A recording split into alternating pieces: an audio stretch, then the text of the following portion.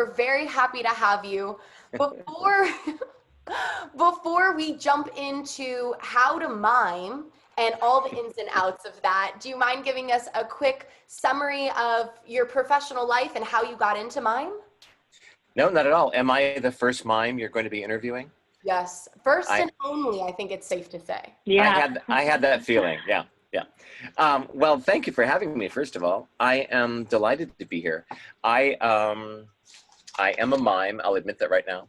And I've been a mime my whole life, basically, before I even knew there was a thing called mime. Basically, I started when I was a very young person because I am shy more than anything. I guess I would call myself an introvert. So I was always interested in not talking or finding ways to communicate that were not involving words. So when I got into, I don't know, high school, I learned that there was this art form called pantomime, which is the art of gesture, the art of silent communication. And I thought, not that I ever thought I was going to be a performer, but I thought, oh, I know exactly what that is. I was familiar with the world of that.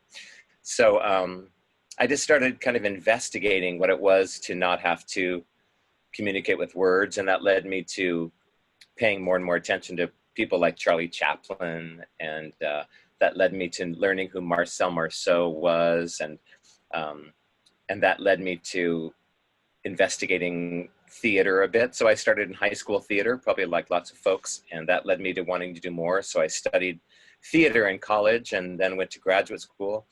But the whole time that I have studied being an actor, I supported myself by being a mime, by teaching mime and performing on street corners and at yogurt stands and basically anywhere people would let me perform. And that is how I kind of moved forward in time. And I worked a lot as an actor in my 20s and 30s. And then I had this great opportunity where I had a chance to work with the world's greatest mime, whose name is Marcel Marceau, someone that I had seen perform many, many times. And all of a sudden I was afforded this opportunity to study with him. So I was actually in a Broadway show and I left it to study with Marcel Marceau. And it really was life-changing. It led me to people like you. And I realized how much I wanted to invest in the art of mime because it's such an unusual and unique art form, especially in the United States. So I just made that my focus. So for the past 20 years, basically, I've been focusing on that art. And that has led me to traveling around the world and performing and teaching. And it led me here today. And we're so happy you're here. When it comes to mime and the art behind it, are there different types of miming? I know that sometimes there's silent, there could be with music and maybe some words. Do you mind diving in? Yeah, not at all. I mean, I think when most people think of mime, they think of, you know, the white face and and not talking and striped shirts and that kind of thing. And a lot of that comes from Marcel Marceau because he wore white face and he was a silent pantomime artist. So I'm very much informed by his art, but I have tried to develop my own style, which certainly is pantomimic, certainly has silent storytelling, but I'm also interested in using other kinds of storytelling techniques. So I use language and sound tracking and lip syncing. So I'm well, a few years ago, a critic called me America's postmodern mime. And I think what that means is I'm not quiet. So the best way to break it down is to say that the traditional silent storytelling is known as pantomime. And mime, M-I-M-E, is a larger art form which includes pantomime, but it can also include other ways of communicating with your body that could involve sound and text, and it has fewer rules around it, I would say. So would you say that sound, is that like a prop that you're using to express yourself, or can you use physical props as well? You can use physical props for sure. I do, at this point in my work, I I use real props. I use a lot of imaginary props. I don't really use much set design, but I use costuming and those kinds of things, and lighting and sound. So I try to incorporate a lot of aspects of theater into the storytelling. And some of that is because I have to say, when people think of mime, they think of, oh, that's that thing that I don't understand, or that's that weird thing that French people do, you know? So my whole life I've kind of had to combat against that, you know, this preconceived notion about what mime is. And I have to say, I have that too. Like if someone said to me, there's a mime performing over there, I probably wouldn't go, because I thought, oh, it might be that awful, you know, like schlocky, white-faced thing. I like mimes like that too, though. Well, good, bless your heart, see? So when somebody wants to get into miming and they're trying to decide, do I want sound? Do I want no sound? Do I want props? How would they choose to have sound or not have sound? Yeah. And does the choice of silence have significance behind it? Yeah, yeah. That's a good question. I would say, I mean, as a teacher, I would say it'd be an interesting exercise to start with. You don't have the option of sound. You don't have the option of props, to kind of take all that away and see what that world is like, where you have to, I mean, to some people it seems limiting to think like, oh my gosh, I can't speak, I can't make a sound. But on the flip side of that, it can also be incredibly liberating, that so much gets said without the construct of words. So I think a great exercise to begin with in studying mime is to take all of that away and say, it's just your body. It's just you and your body in space. And you have to figure out how to get people to follow what you want them to follow. It's a extraordinary exercise. And almost always students that I've had have found it incredibly freeing and liberating, and really fun to kind of delve into that world. And then after you've kind of flexed those muscles, you can then say, well, what if we added some sound tracking? What if you could choose one prop? What would it be? And by and large, it becomes like, oh my gosh, do I even need a prop? Do I even need a real thing? Because the world, the imaginary world, is so big if you embrace it, that I find that more and more people they find that the more you study mime, the less you actually need. Someone's learning mime and they choose to start incorporating some props. Mm-hmm. Is there a magic number of real props that they can hold in their hands?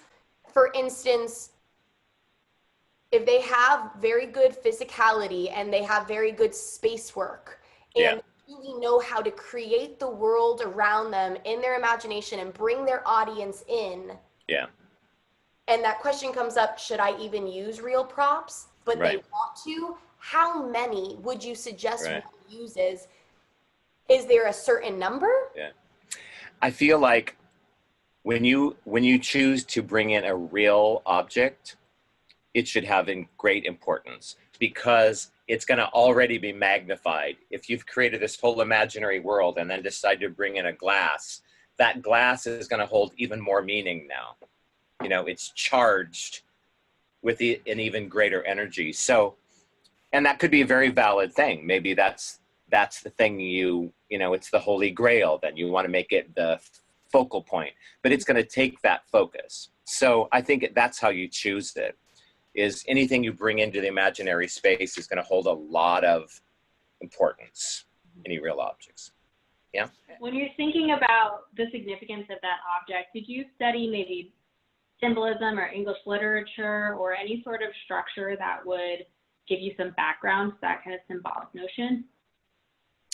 Well, I actually majored in English in college, so I guess I have some background in literature. I wouldn't say I'm an expert, but I've read a lot, and I enjoy literature a lot, so that probably has an influence for sure. Okay. Yeah. And then building off of that, or maybe before that, do you feel that maybe being introverted at a young age would give someone sort of a peek into that world of communication without sound or without language. Yeah. Are you saying that the art of mime would give someone, an introverted person, an opportunity to communicate? Yeah. That's exactly what happened to me, Yeah. I would say. Yeah. Yeah. It became, even though I didn't have a full language of what pantomime was, I soon realized that there's a whole world that can be communicated without having to put it into words. I've had this experience of traveling on the world and performing for different audiences, and I've had this phenomenon where after shows, invariably someone will come backstage with a child who is on the spectrum, who has some level of autism. That has happened to me over and over and over in many different countries. And I don't know what the reason for that is, but there seems to be something about this imaginary world and children who see things, who experience the world in a little different way. But I've had that happen over and over where children on the spectrum have a really strong response to this illusory art, the illusion of like imaginary things and expressing things without sound. So I feel like it has a real validity, well, for all of us, but certain people really have a kind of a deep response to it. That's beautiful. Do you know if there are any sort of therapies or charities that might be involved with children on the spectrum? I've done through the years, I've done some workshops and performances for different organizations that deal with children with autism. So, of course, I can't think of the names of them at this point, but I know that it is, there are therapies that are primarily nonverbal for children with autism, where they work on finding, working with like physical rhythms and communicating to a child with gesture and movement rather than sound, rather than language.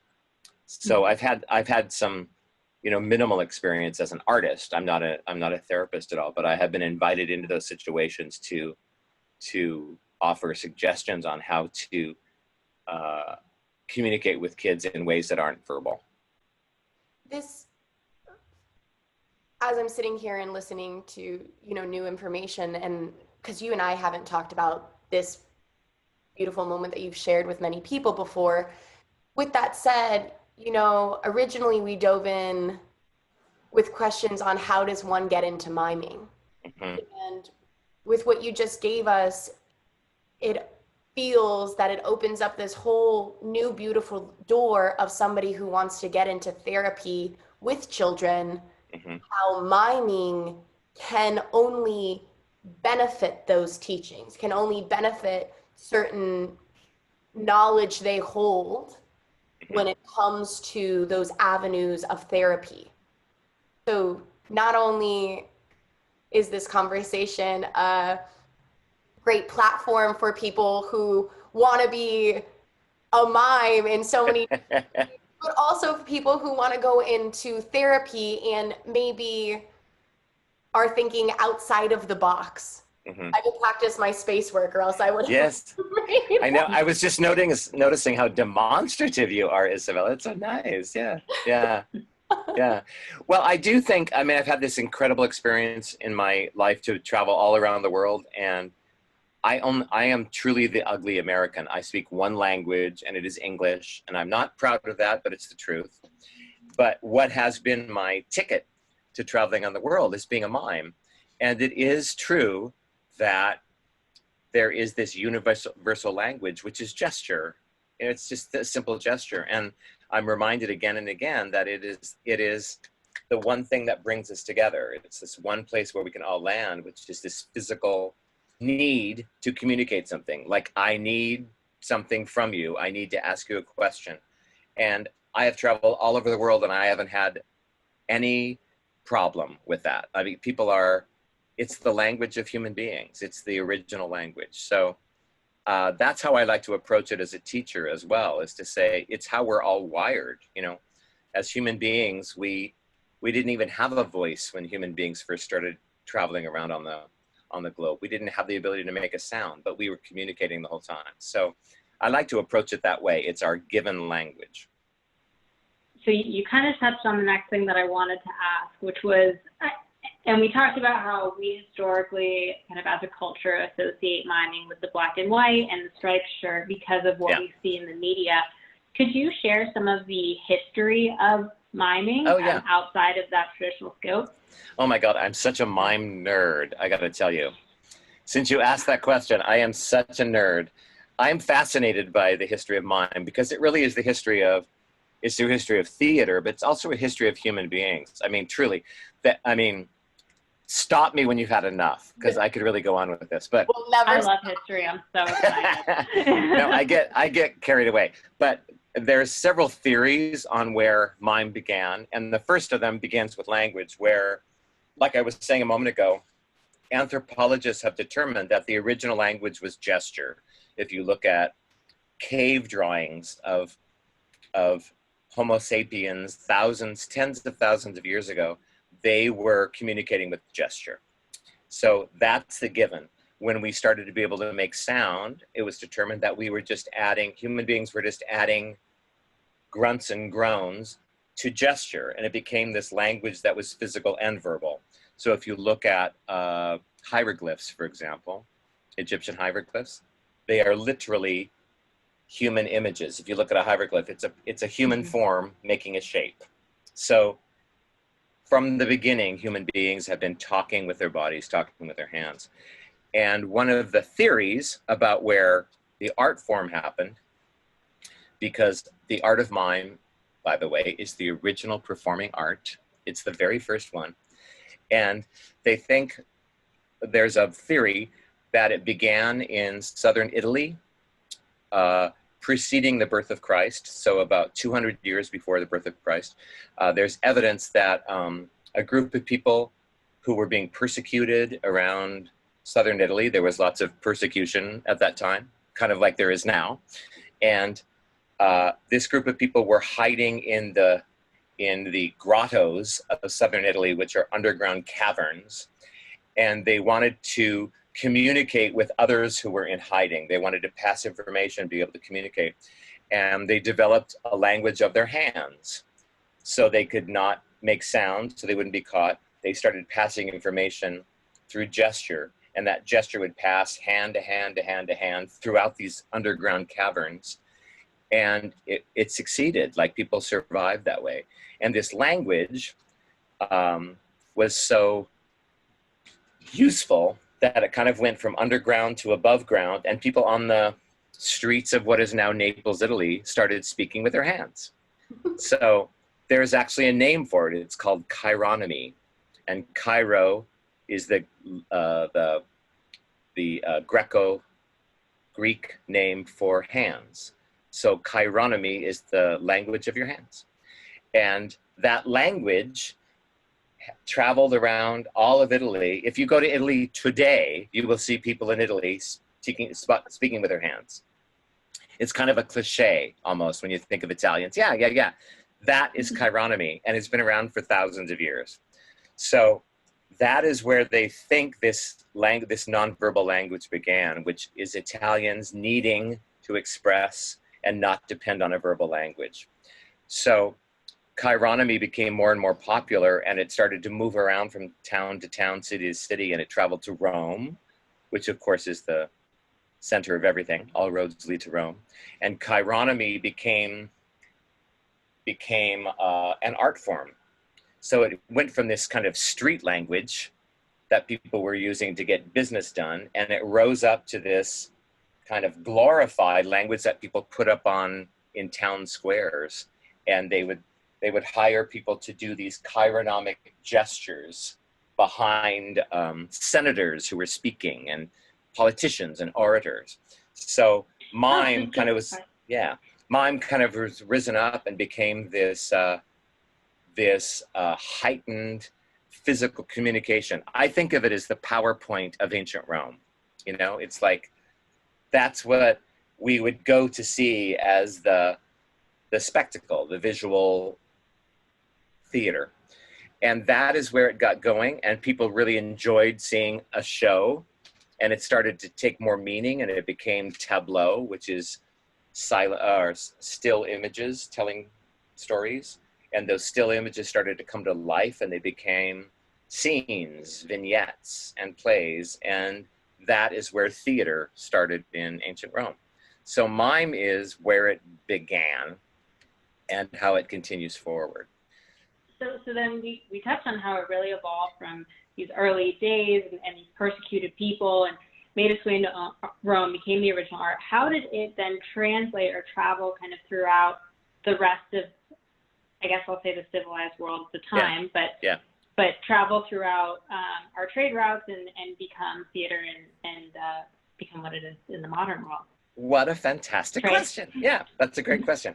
Well, it's what theater does, is people like a show, you know, they want to be entertained. And so pantomime became the thing that people would go to see. Like in Rome, for example, at the height of the Roman Empire, there were areas in Rome that were called the streets of the pantomime. And you would go there to see these shows. It was where people went to see performances. And it was the thing to do. It was the performing art. So it was incredibly popular. But there was this a change in the culture. This thing called Christianity started to rise up. And because pantomime involved parody and satire, one of the first things that was outlawed in the city of Rome, once the church took control, is they outlawed pantomime, and they sent it outside of the city. And it was no more allowed to be, it was not allowed to be performed in the city limits of Rome. And people followed it. People went to the outskirts of Rome to see pantomime performances because they like a show, they want to be entertained. And as history would move on, we'd move into the Middle Ages, and even as the church was really taking hold and people were being indoctrinated into the teachings of Christ and the teachings of the Bible, a good way to do that is to put on a show. So again, performers were brought into churches to create the Stations of Christ and the teachings of the Bible. It was a fantastic way to pass on information because most everyone was illiterate. There was no printing press. There was no media. Pantomime was the media. So it was incredibly useful, incredibly popular. And then it got a little bit out of control again, and the church kind of kicked it out. And it became a traveling performance, which would lead us in terms of theater history, it would lead us into a period called the Commedia dell'arte, which is in the time of Shakespeare, essentially, the 1600s. And the Commedia dell'arte were strolling players, traveling players who would travel from town to town to town on wagons. And they created improvisational theater. I think of it as SNL of the 1600s, you know? They were stock characters, and people would go to the show to see what those characters were up to. And a lot of this took place in Italy, and Italy didn't have a nationalized language until about 150 years ago. So they depended on their natural ability to be physical. So they were more physical than verbal. And those plays traveled. And so to answer your question, the Commedia dell'arte was popular not only in Italy, but it traveled on into Spain, into Germany, and into France. And Paris, France was the biggest city in Europe. I guess it probably still is. And there was a lot of opportunity there. So the Italian performers went into Paris to perform in the Commedia dell'arte. And they were very successful, hugely successful, actually. So much so that they started to draw the crowds away from Parisian performers. So a city ordinance was established in Paris that said, if you're going to perform on a stage in Paris, you have to speak French. So really keeping the mind down. Right. So what do you think the Italians did to combat that? What? They learned French. No, they did not. What did they do? They just stopped talking completely. And that ladies, is where the art of pantomime gets born, the idea of silence. That's why we know a pantomime is silent now. It wasn't silent before that time. Why does the public first assume that miming is French? Because of where I just was in history, because the Commedia, when they brought it to Paris, it was incredibly popular, and Paris has always historically been a center of learning. And so because the Italians were so adept at this physical theater, Parisians made the choice to study what they were doing and say, why is this successful? And they started to study the art of physical storytelling. And that is where pantomime is born in terms of silent storytelling. The true art is born in ancient Greece and Rome, but it wasn't until we got to Paris that people started to study it and write it down. So it's really about codifying it and writing it and studying it in schools. So Paris is really where, for so many things, you go to Paris to study. You go to the Sorbonne to study any number of things, from French cooking to language to pantomime. And that is why we think of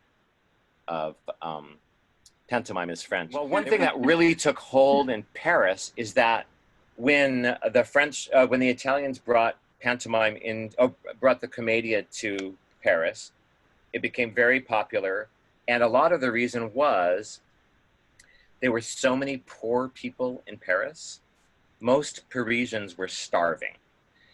You know, there was this very small percentage of people that were the ruling class. I guess it's still true, you know, all over the world. But there was a character from the Italian Commedia dell'arte who was a little clown who was like a silent slave. He was like a voiceless little slave, a worker bee, you know?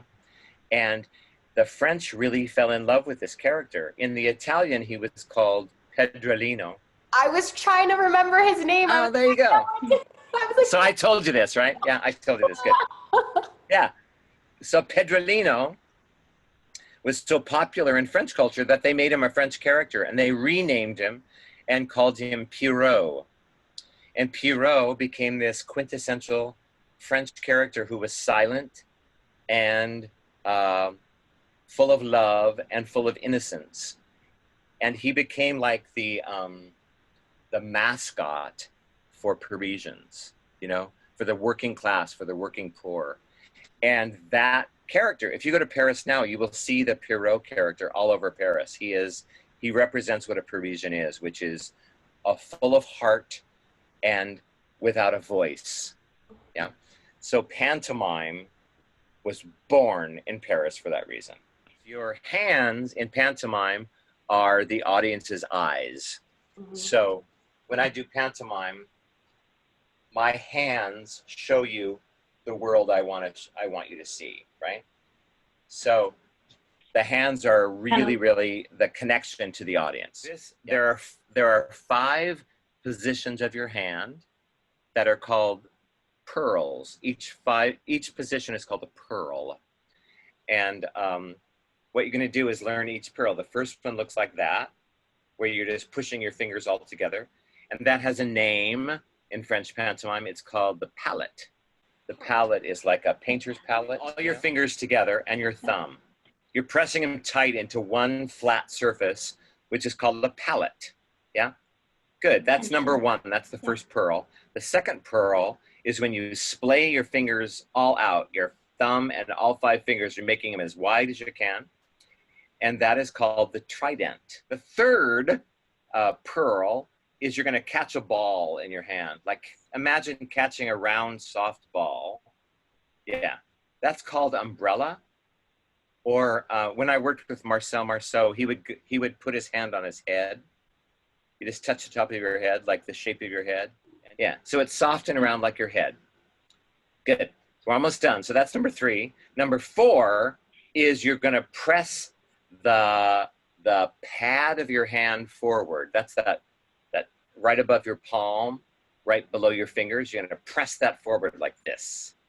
So you make what looks like a claw. Yeah?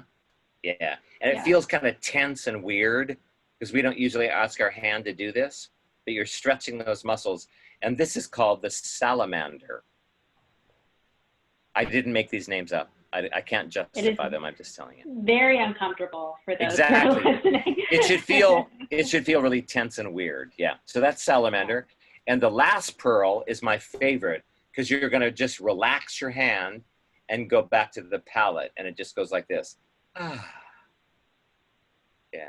Just relaxing your hand and going back to this palette where your fingers are all together. And that movement is called marguerite. Marguerite. And marguerite is a French word for a flower, a daisy, actually. This is reminding me of, have you ever traveled to Cambodia or Thailand? I've been to Thailand, yeah. In dancing, is there my hands, and I did belly dancing for 7 years. Yeah. Not with our hands. Yeah. I guess my question would be, when it comes to Thai and or belly dancing and or when it comes to sign language too, are there pieces of pantomime that are involved? Well, I mean, I don't know for sure, but the world at one time was very small, and the world at one time was just kind of centered on the Mediterranean Sea. So I feel like those gestures travel, around from Italy to Greece to Turkey to the Middle East. And I feel like this language of our hands, the Romans went everywhere. So I feel like they were traveling around, passing on what their traditions were. So I don't know the answer for sure, but I feel like there is a commonality to this. And if our listeners, maybe there's a history buff in there that can correct me on this, but if the art would have traveled, out of Italy into Western Europe and France, and then at the same time, I would think that it would have expanded into what was until recently the Ottoman Empire, right? And yeah, exactly. The other way too. Yeah. Well, I was in February. I was performing in Turkey. I'd never been to Turkey before, and I went to the city of Ephesus, which has one of the oldest theaters in the world. It's about it seats 25,000 people, and it's still intact. And one of the things I read there is mime was the most popular performance there. And at one point, someone counted 2,000 mimes performing one evening in the city of Ephesus. Wow. So, and that precedes the birth of Christ. So I feel like we're all connected. This has been going on for a long, long time. Certainly whiteface has been around for a long time. It comes from the tradition of wearing a mask, and that goes back to the ancient Greeks and the Romans. The mask goes back to the Commedia dell'arte. The whiteface goes back to Marcel Marceau. The beret is certainly, I think, a French attribute. So I feel a lot of it, in my experience, I feel like a lot of mimes that we might have seen in our lifetimes are doing that because they want to look like a mime. They want to look like what we think of as a mime. And a lot of that has to do with Marcel Marceau. Marcel Marceau wore whiteface and he wore striped shirts. I think that has a lot to do with it. And I made this pretty definite decision in my work that I was going to take whiteface away, that I wanted to look like just anybody. I wanted to look like any of us who happens to communicate in this heightened language, which we think of as mime. Because in my experience, whiteface was kind of a barrier for people. They would think like, oh, that's the thing I don't get. That's that thing that's foreign. So I decided to take that aspect away and see what I got with that. And that's what I've been doing ever since. Yeah. Can you share with us maybe any other mentors or people who you have mentored as you have kind of developed this path? Well, I've been a performer my whole life now, so I've just been performing a lot, but I love teaching. I just absolutely love it.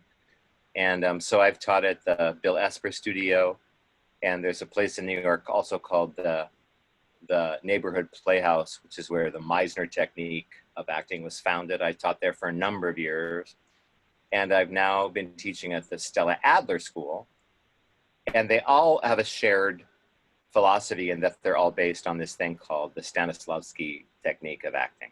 So it's all about method acting and about truthful acting. What is that for those of us who I'm sorry. have no experience? Yes, sorry.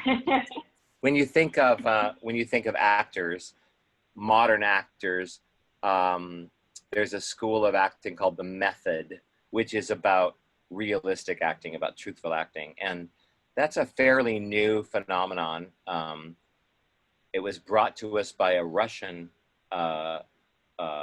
director and theorist named Konstantin Stanislavski. He lived more than 100 years ago. He's a Russian, but he started this theater in Russia, and the playwright Anton Chekhov was a huge part of that experience, and it developed this technique of realistic, naturalistic acting, which is what we all now know as acting. And from Stanislavski came a number of different schools of method acting, from the Stella Adler School, which I teach at now, the Sanford Meisner School, which is what Isabella and I both studied. Bill Esper took Meisner's work and moved it forward after Sanford Meisner died. So that is our connection.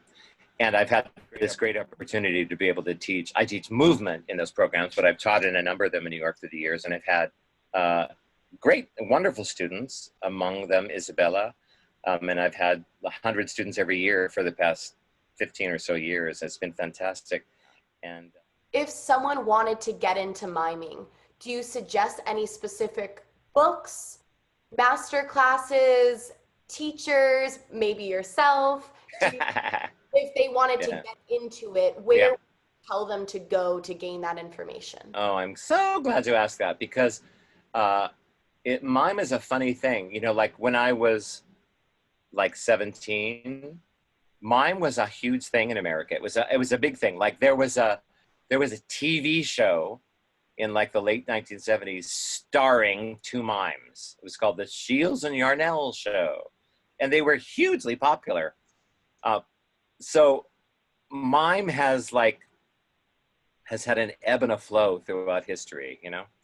And I say that to say that if you went on Amazon, for example, if you went on Amazon.com and typed in mime, some books would come up, and you can find books on mime for like $2, you know? And the one I would recommend the most is this man. His name was Richmond Shepard.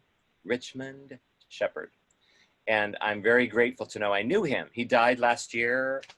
He was a fantastic American mime. I actually performed at his funeral. He asked me to perform a mime at his funeral, which was very touching to me. But Richmond Shepard wrote what I believe is the best mime book ever written. It's called The Technique of Silence. And it came out in the 70s when mime was very popular, and there's lots of copies of it. And you can find it very, very inexpensively on Amazon. It's literally how I taught myself how to be a mime.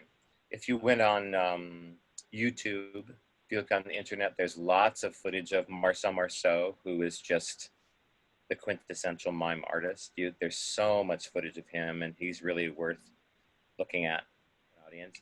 There are so few mimes in America. I have to say, I live in New York City, and I'm one of two. There's another fantastic mime whose name is Greg Goldston, who's an American mime. He's based in New York City, but I know through the past few years he's been working mostly in Poland because there's just more work there. It's more part of their culture. So check me out. If you have any questions, I mean, I'm honestly, you could email me, Bill Bowers, Bill Bowers Mime. Bill Bowers, just find me on the internet, send me an email, and I'll send you suggestions on how to study. Also, for any New Yorkers, there is a mime company that started in New York just a couple of years ago, and I love them. I'm a huge fan of them. They're called Broken Box Mime, and they're brilliant. And they do traditional, like, white face, striped shirt pantomime, but they're fantastic. And I love that they are doing really traditional pantomime. This has been such a beautiful experience. I know I feel like I've learned so much about this art form. Are there maybe 5 things that you want to share with our listeners for if you want to expand your knowledge, maybe try miming?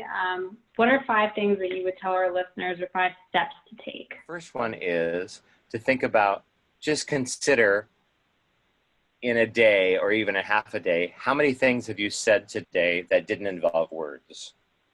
You know, even take the last hour we've spent together and think about how many things did you communicate that didn't involve any words. I think that's the first thing, is to become cognizant of how much we are communicating all the time that does not involve a verbal language. It's so innate. It's so much a part of us. The next step I might suggest is to give yourself the exercise of, what if I spent an hour? What if I spent a half a day? What if I spent a whole day not using any words? What if I went through, a sequence of time and just give myself that rule, like, I am not going to speak. How will that work? To just give yourself the gift of not talking. I would offer that just as an exercise for you, for anybody. I think it's really, really useful. Third is to watch a Charlie Chaplin movie, even a 9-minute clip. Charlie Chaplin's amazing. He was performing 100 years ago, and 100 years ago, films were very short. So if you went on the internet and just clicked in Charlie Chaplin, you could find a myriad of things you could watch that are very short little clips. Guarantee you will laugh. He is hilarious, and he never says a word. The fourth thing I might say is to watch someone who's a little less known, but equally as brilliant, is a man named Buster Keaton.